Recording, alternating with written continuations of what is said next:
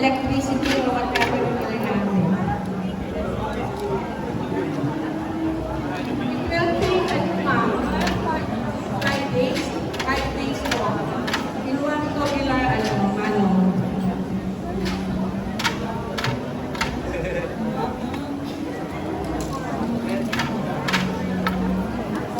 So, kaya nga po makikita din nyo yung ibahan sa mga batang masawa. Kasi from generation to generation, para hindi po mawala po yung ating traditional weaving fabric. Yes, ma'am, we can try this for this effect, ma'am. Ano yan ba yung sa mga merchandise na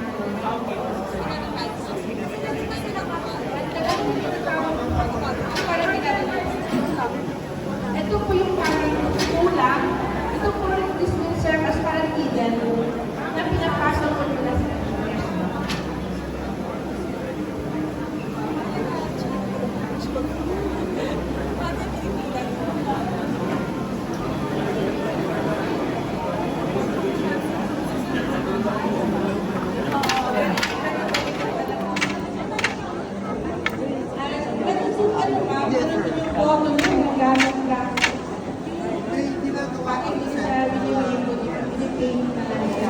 na parang ganito ang design.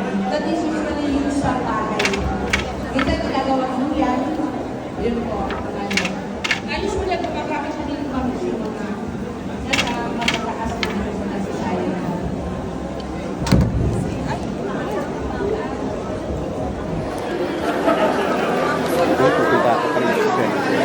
Ha? Sige, mas maganda vantage point doon.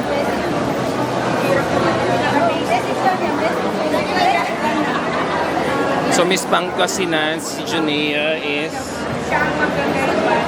carefully trying how the girls or how the local weavers are doing it. So may skill pa pala yan, meron pa palang art yan using the feet, loko, sa baba ng paa.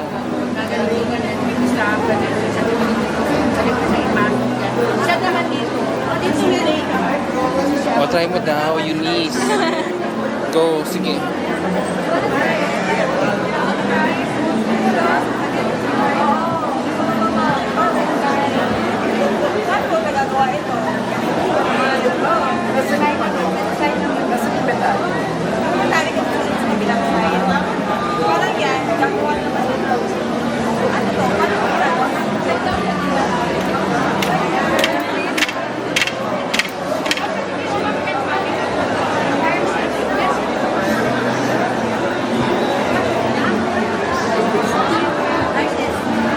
Guys, it takes 5 days to create one malo.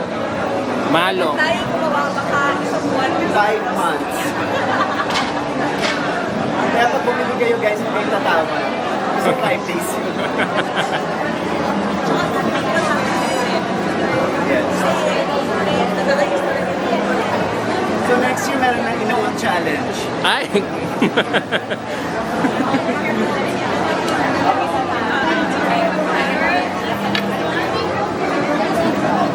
Kailan po yung runway competition?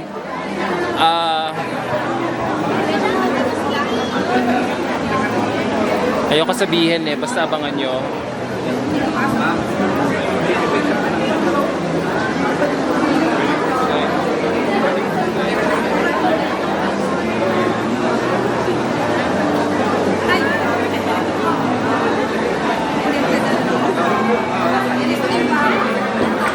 Wala po si Alexi dito sa group of girls joining this trip.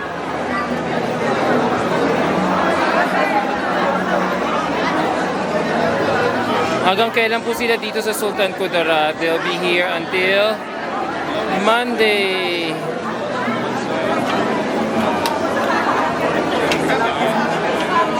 Bukas na ba yung national costume? No, on Sunday night.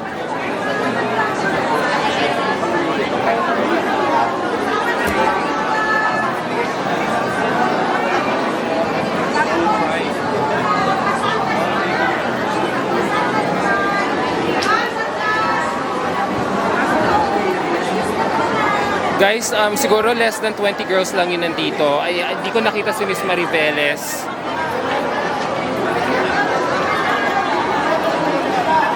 They're asking me when the runway challenge is. So I'm not answering.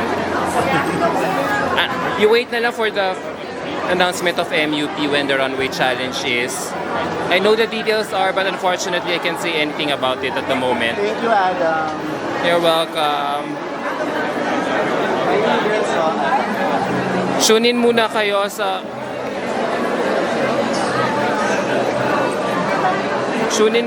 sa official account, official Facebook at social media accounts ng MUPH when the runway challenge is. Matea is back in the hotel doing a lot of photo shoots, sponsored shoots.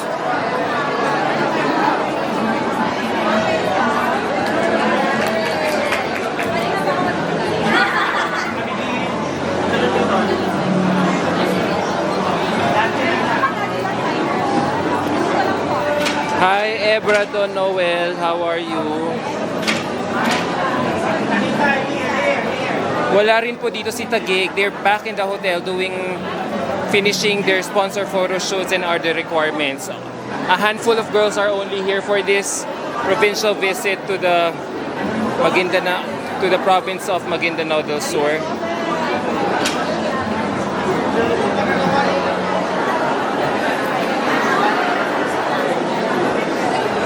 Si Christy po ay nasa hotel still doing a lot of sponsored shoots along with the other MUPH delegates. So ang nandito lang is I think 20 or less girls participating in this trip. Wala rin ho si Maristela. Anong ganap tonight? Secret ho. Ayoko magsalita, ma-award ako. Basta they're all busy the whole day today. Sunod sa akin. Huwag kang tatatak yung tela, hawak ka. Guys, pasensya na if I'm not preempting a lot of things, saying a lot of things about the schedule of the girls. Mahirap na ho ma-awardan. Pero malalaman nyo na lang rin yan sa tamang panahon. But not now. So let's focus muna on the girls today as they are busy or enjoying their time here at the provincial capital of Maguindanao del Sur. Can you see the tarpaulin over there? Ay, Grace! Talaga ba? Probinsya mo to.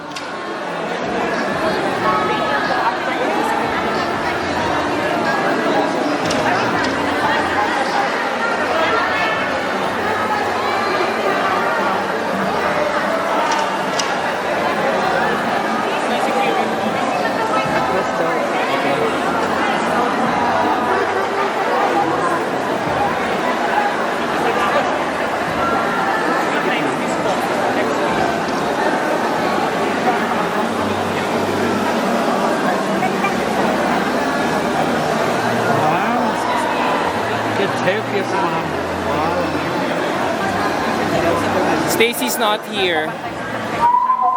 She's back in the hotel doing a lot of sponsored shoots and finishing other requirements for the org. So only a handful of ladies are here at this courtesy call visit to the provincial capital of Maguindanao del Sur. Girls!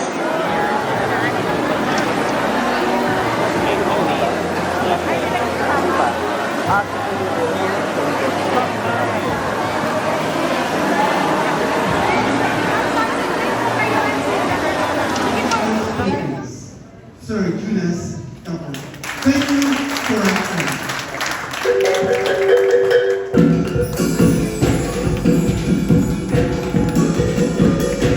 Ladies and gentlemen, our provincial administrator, according to Cyrus Rizal Terenia. And this time, for us to be completely informed, we will hear the message.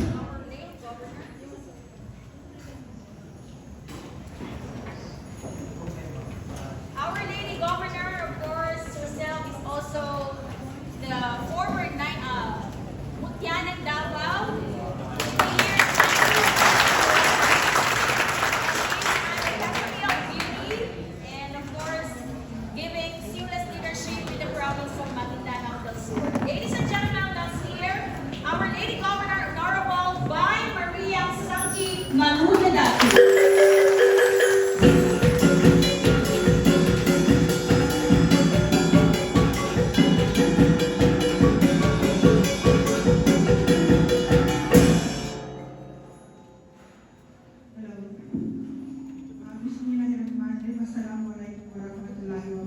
2022. Welcome to the province of Maguindanao del Sur. Kanina, binagay na ating provincial administrator ang mga pangalan ng nasa entablado. Siguro hindi ko na magtipuli ang bawat isa sa inyo.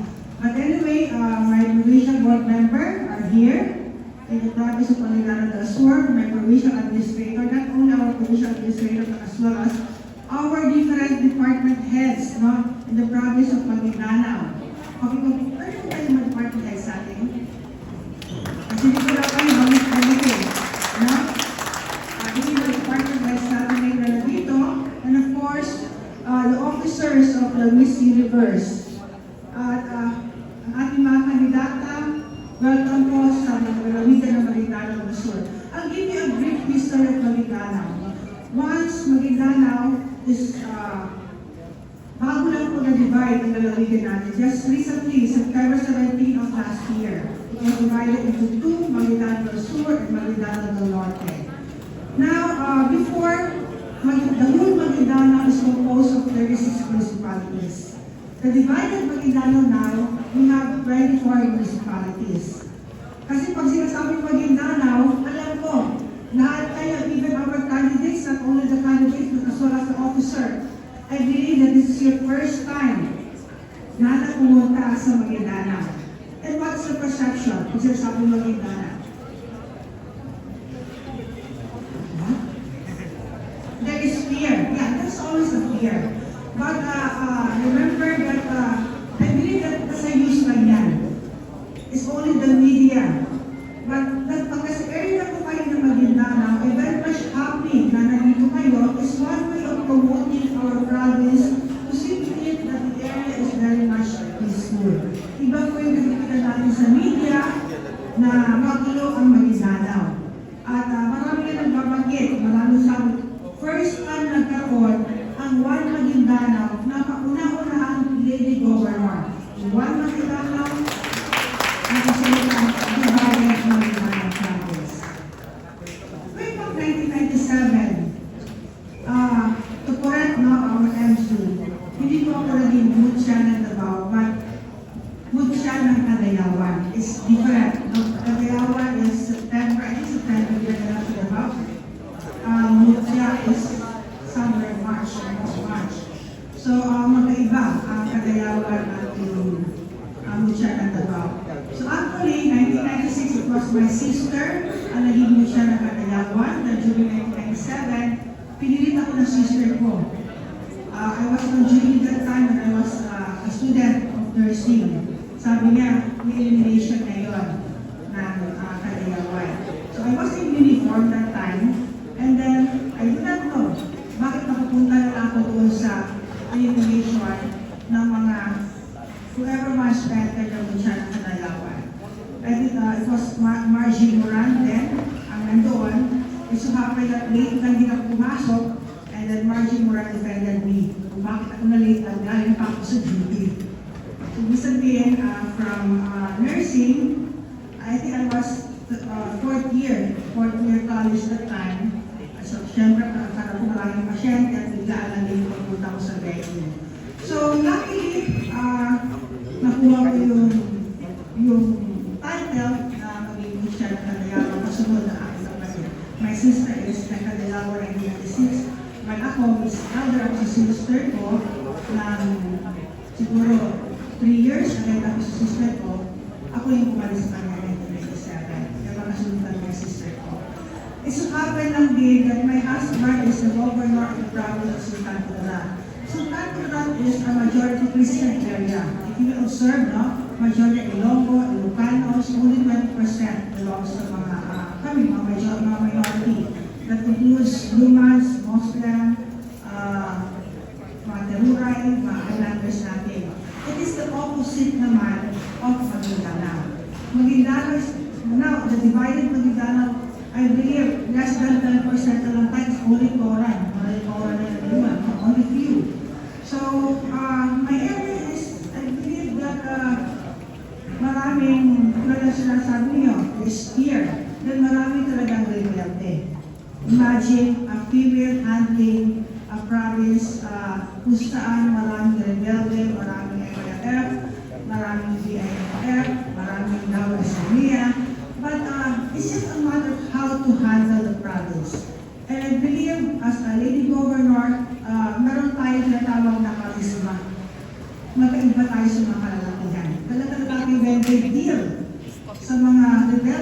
course, nandiyan yung pagkagusto.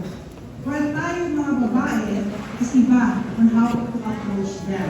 It's a motherly approach. No? Iba yung babae, iba yung lalaki, how to approach and how to deal with rebels. So as far as my administration as being a governor of the province of Mindanao, maraming tumahimik at dahan-dahan namin nabago ang lalawigan tungo sa isang makabago ng Mindanao. And I'm very much happy with, of course, I cannot do it alone without also the effort of the different department heads, all the LGU in the province of Mindanao. It's very hard. Previous administration, alam po natin pag sinabi, area ito ng ating mga kapatid. Ang kalsada masikip. So my first assignment is how to, may tatawag tayo road widening. Paano natin paalisin yung mga bahay sa biling ng kalsada, paano natin paalisin yung mga potong. So that was my first mission in the province of Mindanao. And definitely I was very successful dahil nawala ang potongan dito at it was not perfectly na-eradicate namin ang drugs totally, but meron pa rin somehow in the area. Not like the Sultan Kudarat, which I believe they're number one in peace and order. Territorial ang Sultan Kudarat, and number one din ang Sultan Kudarat with regards to drugs, drug solution ang Sultan Kudarat. So ito kasi Maguindanao, if you will observe, you pass by Sultan Kudarat, is Takurong, aabot kayo dito. And before going to Esperanza, kumbaga napagitnaan kami ng Sultan Kudarat, North Cotabato.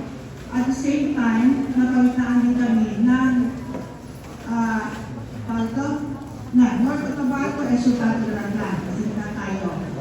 So, hopefully, we will be having, this will be our first time in the history that will happen this time in 2025, that we will be having a parliament election. Because BARC is very much different to other regions. Nakaiba.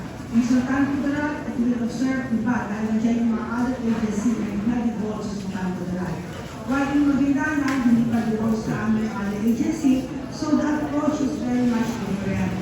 So when I was the first lady of Sultan Kudarat, dahil sa Sultan Kudarat ako nanggaling ko sa husband sa government then, of course, kasama ako mag-organize ng lady organization.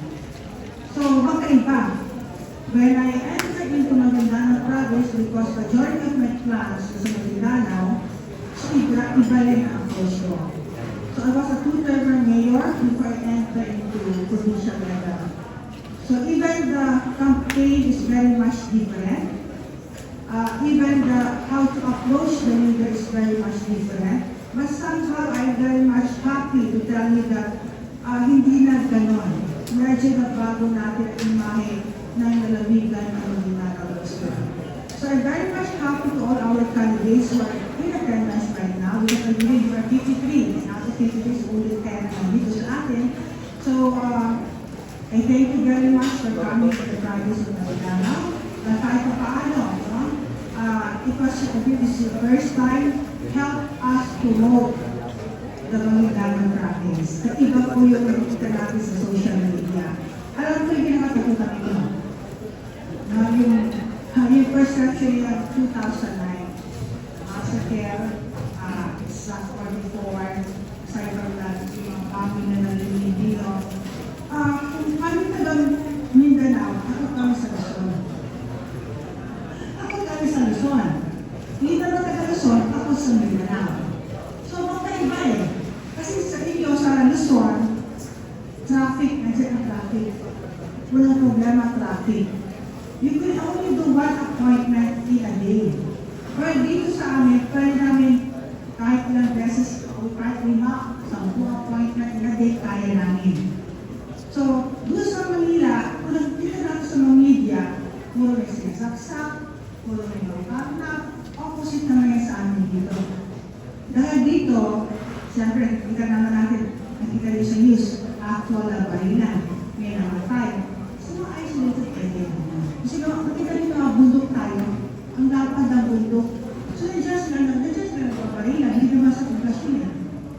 So, I believe gano'n din sa Luzon. Sa Luzon, hindi lang siguro wala kayong bundok, especially Manila. Kasi puro buildings, di ba? Ang nakakatakot doon, yun ang ano sa taga-Manila, taga-Mindanao ka. I believe hindi naman lahat. But kami, ako din kami magdala ng bangkon, bangkos na. Ano ito ba panahon? Parang tayo may iniisip. May nag-iisip. Parang yung perception na gano'n. But anyway, with the presence of the Miss Universe in our area, the province, I'm very much thankful to you, especially to the officers who are in charge of the Miss Universe. Ito na rin yung panahon na pagtulong-tulungan natin, together with our tourism officer, na baguhin natin at imahe ng lalawigan ng Manila. Nakita niyo, napakaganda po na ating produkto, napakaganda po na ating Pinoy fabrics natin, na pwede natin ito maipagmalaki, hindi lamang sa ating bayan, maging sa labas internationally. I believe that only Pinoy as well as yung fabric ng Thailand at ang nagkopi ngayon, ito na gusto yan. Anong siya? Thai silk? I believe kami yung nagkopi, Pinoy and the Thailand. So hopefully we can introduce the Pinoy not only in Asian countries but as well as in other continents na promote namin ang Pinoy. Because way back 2020, during the time of the previous administration, I was in Russia. Okay na sana yung pag-ibig namin Pinoy, suwapit sa nagulat kami ng COVID. So dito yung transaction namin na ito. It is a very big help to us because if you observe, majority of our weavers are widow. These are the widows of war. So sila yung mga weavers natin, binibigyan natin ng kabayan para naman sa gano'n, may pagpatuloy nila ang kabayan. Alam natin mga anak sila, so inaalagaan po na lalawigan ng Manila ngayon. So yan ang purpose kaya nagkakaroon ng Pinoy production at province of Manila. Aside from that, we are promoting also yung, I do not know, kasi wala sa itinerary nila mag-visit ng Dasco Uli, kita ko wala. But i-inform ko lang rin kayo, they're trying to promote the salted egg in Maguindanao. Aside from that, yung tinatawag namin tinapayan, and I believe tinapayan in your language, bagoong. Guro sa inyo yan. So meron kami ganon. Kung ano yung meron kayong buro, meron na kami tawag na payan. Sa Maguindanao din ang galing ng pastil na tinatawag. So we have a lot of delicacies na wala po sa Sultan Kudarat. So I believe na konti na lang yung time ninyo. But anyway, kahit paano sa Brunei, padala namin kayo na aming delicacies para naman sa ganon, matikman nyo na kung ano yung delicacies na nabibigyan ng Maguindanao. So once again, I am by Maria Santi Mangudegato, the Governor of the Province of Maguindanao.